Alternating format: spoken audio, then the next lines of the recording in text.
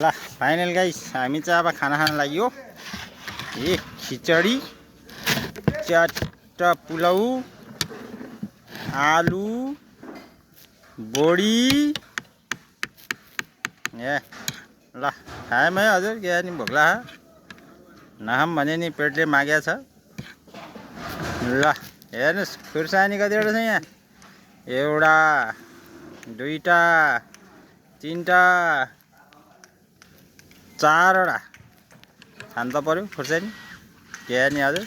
ल सुरु गरेँ हजुर। अब सुरु चाहिँ कहाँबाट गरौँ भने आलुबाट, आलु होइन कौलीबाट गरौँ।